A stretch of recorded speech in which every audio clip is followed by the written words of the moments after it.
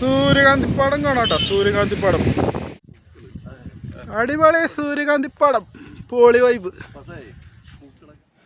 ഇന്നത്തെ നമ്മുടെ ഈ കുഞ്ഞു വീഡിയോയിലുണ്ടല്ലോ, കർണാടകയിലെ ഗുണ്ടൽപേട്ടുള്ള മനോഹരമായിട്ടുള്ള ഒരു സൂര്യകാന്തിപ്പാടം ആണ് ഉൾപ്പെടുത്തിയിട്ടുള്ളത്.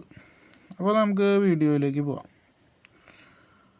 നമ്മളെ സൂര്യകാന്തിപ്പാടം നമ്മൾ പല വീഡിയോയിലും കണ്ടിട്ടുണ്ട്, പക്ഷേ നേരിട്ടിട്ട് നമ്മൾ ഇപ്പോഴാണ് കാണുന്നത്. വളരെ മനോഹരമായിട്ടുള്ള സൂര്യകാന്തിപ്പാടം, ഏക്കറുകളോളം ഉണ്ട്. ഇതിൻ്റെ അപ്പുറത്ത് തന്നെ ചെണ്ടുമല്ലി കൃഷി ചെയ്തൊക്കെ ഉണ്ട്.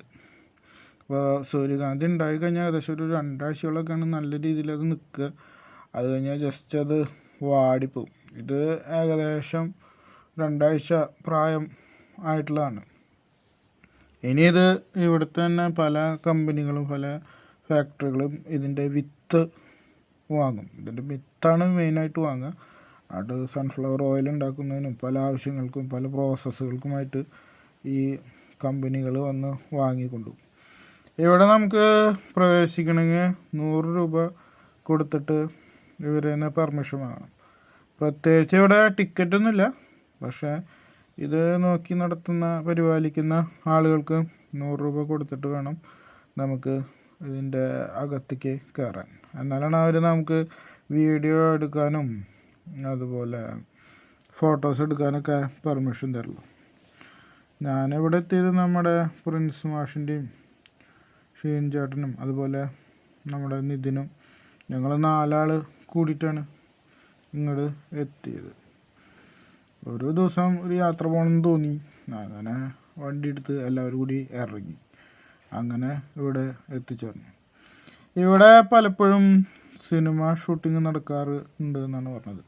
കൂടുതലും സിനിമയുടെ അതുപോലെ സീരിയൽ അതിൻ്റെയൊക്കെ പാട്ടുകൾ ചിത്രീകരിക്കാൻ വേണ്ടിയിട്ട് ആളുകൾ ഇവിടെ വരാറുണ്ട് എന്ന് പറഞ്ഞു. ഈ നമ്മുടെ ഗുണ്ടൽപേട്ട് റോഡ് സൈഡിൻ്റെ 2 വശങ്ങളിൽ ഇതുപോലെ ചെണ്ടുമല്ലിപ്പാടം അതുപോലെ സൂര്യകാന്തിപ്പാടം ഒക്കെ ഉണ്ട്. മെയിനായിട്ട് നമ്മുടെ ചെണ്ടുമല്ലിയും ഇതൊക്കെ ഓണ സീസണാകുമ്പോൾ കൃഷി ചെയ്തിട്ട് നമ്മുടെ കേരളത്തിലേക്കാണ് അയക്കുന്നത്.